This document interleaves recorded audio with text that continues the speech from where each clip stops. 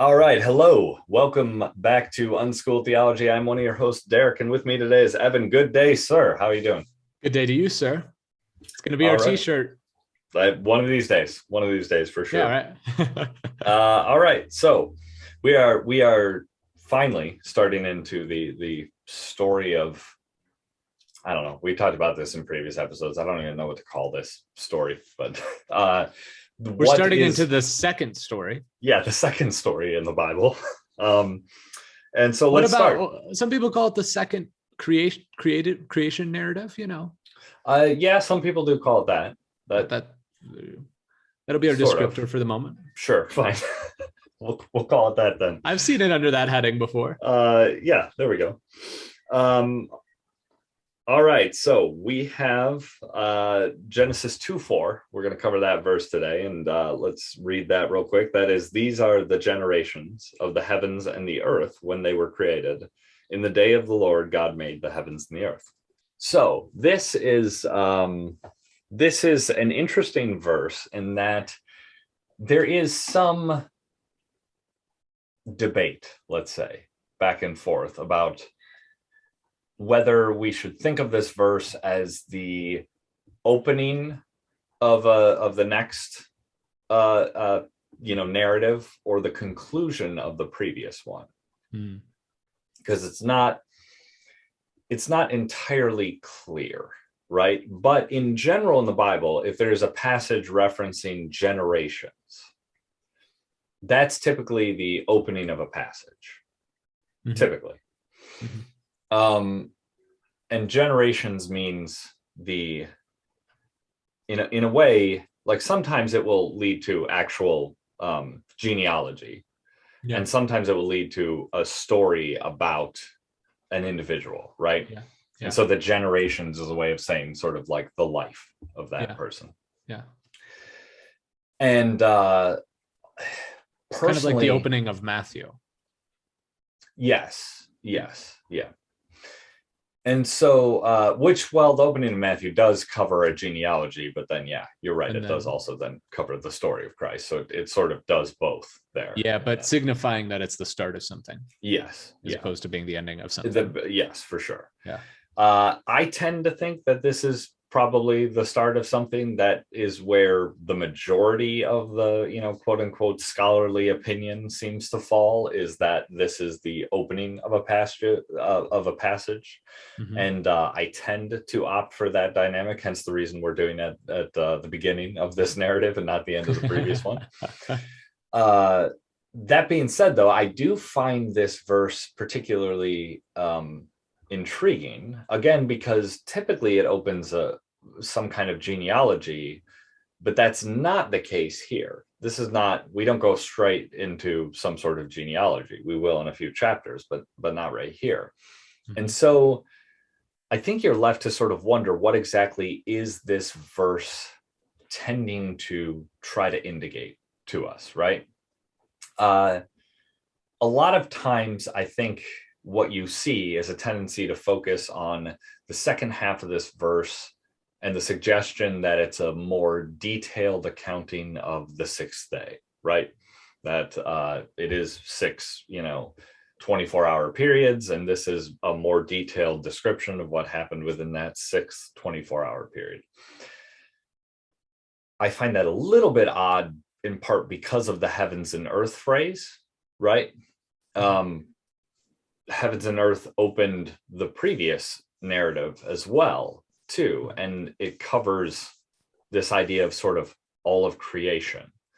And that's kind of what I see in this verse, right? I see that by saying this verse, this passage is about the generations of the heavens and the earth, is signaling to us this idea we've talked about before, that this is like a sequential following of the previous story. It's the next story providing us more detail. It's not happening chronologically next, but it is like philosophically next, in terms of the detail and understanding. And so that this is also, that was a story of the heavens and the earth and how they're meant to come together and work together. And this is also a story of the heavens and earth and how they're meant together to come together and work together, except this is the story of why they're presently not doing that, if you will, right? So the first chapter, the first narrative, chapter plus 3 verses, sets up a dynamic where it's like, here's how things should work. And that's one story of the heavens and the earth. And then this is, yeah, but here's why it's not working that way. And so this is another story of and this is why you actually bring in generations, right? You didn't have generations previously, because previously that is, I mean, I could argue what you're saying there is that this is in chapter 1, this is how things should work. This is how they're meant to work. This is the sort of the conceptualization of how the heavens and the earth are meant to work together and what the underpinning principles and rules are. And then here, when you say the generations, you're basically saying that, well, within humanity, within time, this is how it has come to not work correctly and not operate as it's meant to operate, if that makes sense. So that is, and I think also I should say this, by saying that this is the story of the generations of heavens and earth, it's part of why I look at this story as very much encompassing universal truths, more so than just like moments in time, like truths of moments in time. By saying generations of heavens and earth, this is the universal story is what it's saying, right? This is the universal story of the heavens and earth. This is the story throughout time for all of it. So in that way, it opens up the rest of the Bible and serves as an opening to this particular passage. You could look at it as doing both, right? In that sense. In the way you describe generations seems to have it then seems to have a unique connection to humanity. Yes. Okay. Yes. This is, so this opening does vary in some way in saying that this isn't, I mean, how does the previous passage open up again? In the beginning, God created the heavens and earth. It's just created. The heavens and earth are created here. And then here, this is the generations of heaven. This is the story of the heavens and the earth when they were created. So the creation of the heavens and the earth actually does seem to take something of a backseat, at least in the sentence structure. Generations, which seems to have a uniquely human connection to it, takes precedence, and then heavens and the earth comes back for it. And so it would make sense that it seems to be highlighting the story of how humans engage when heaven and earth is created. And the time that this happens, this is the story of how humanity ends up engaging with it, I guess. I will have to look into it, but I don't know that I've ever actually seen the word story used in the Bible. I don't know if Hebrew has a term for that. I'd have to look that up and see, is that something, there was even an ancient Hebrew term for story, right? Because a part of me looks at the way generations is used, and it very much seems to regularly say, this is the story of I saw just there is a translation saying account.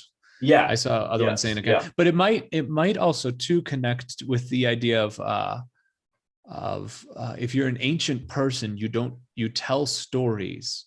If you're anybody, I guess in a pre-literate society, you don't, which I guess not even pretty literally, just orally based, right? There were literate societies that were still orally focused. Let's say orally based. You tend to tell stories, but the names are very specifically attached to those stories, and so you tend to tell them for many different reasons. But one of the key features is that you are remembering the people from which you came from. Right. and telling stories connected to those people. But it's, I mean, the Bible isn't the only place where you see ancient oral traditions that have long lists of names Right. attached to them, and then Right. small anecdotes to connect it to those. That's not just a biblical thing. And Right. so it would make sense to tend to look at these as your stories as generations, your stories as the expression of the lives of the people that came before. Yeah, as being connected to you, right? If these are the Yeah, and then stories of the ultimately coming down to you. generations, right? Yeah, It's a way of saying, frankly, it's a way of saying, even if you don't look at this as a history, it is a story that is connected to you, right? It's yeah. related. It's related to you. It establishes your place in the world a little bit. Is because you come into the world unknowing of what this place is, right? And so to explain, this is what the people who were before you, this is what took place. It establishes your existence of who you are, because okay, well, this is where I came from, and so that would make sense that the word then generations tends to really highlight, okay, Yeah, this not is even where all the came people who from came from. are a part of you. Yes. Yes. Yeah. But in the sense that came from means you are a continuation of what you came from. That's what I mean by that. Yeah, exactly. So I think and that is that's why fair. so let me just say that is why, and we'll get to genealogies here, like I said, in a few chapters, but when we'll look at something like the genealogy of Cain, what I think is being expressed there is these are the things that derive from Cain. And there's actually several lessons, I think, within what is portrayed within that Derived. genealogy. Yeah. But these things are derivative of a Cain-like attitude towards life, right? And it culminates, just to give a preview, it culminates in Lamech, and you can go read that, and we'll go into detail on what that means when we get there. But that is the idea of the genealogy, is that, this, when we look at the genealogy of this thing and we follow it down, it's like, well, this particular way of life, right? A Cainite way of life, or a Sethite way of life, to look at Seth, how those things differ. It's about the way they live their lives, producing different things, birthing different things, leading to different things. Yeah. And so taking that back to this and looking at this and saying, this is the story of the generations of the heavens and the earth, that's a way of saying what is about to be expressed here is universal to all of us. Yeah, well, and what's interesting is if you're looking at it as though generations are a descriptor of what you have inherited, and then as a part of you, like you said, right. By establishing that Adam and Eve are the first created, we are all inheritors of whatever is about to take place. Right. And this being the generations, this is broadly applicable to all. Yes. If that makes sense. Yes. So I think that further supports the idea that this is indicating some sort of universality. And then I think generations meaning some sort of universality that seems specific to humans, or at least something that we specifically our attention is being called to. Yeah, related directly to humans, for sure. Yeah.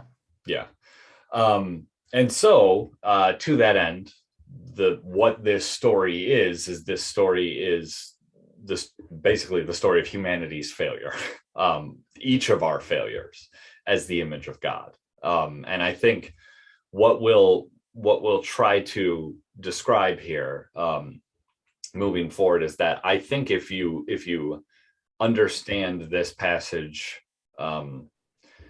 in a certain way, let's say, who am I to say what the correct way is, but in a certain way, I think you can see the root of every single sin a human is capable of within this passage. This story will give you the bare basics of every way that humans can possibly sin, and show that we inevitably do it. So, and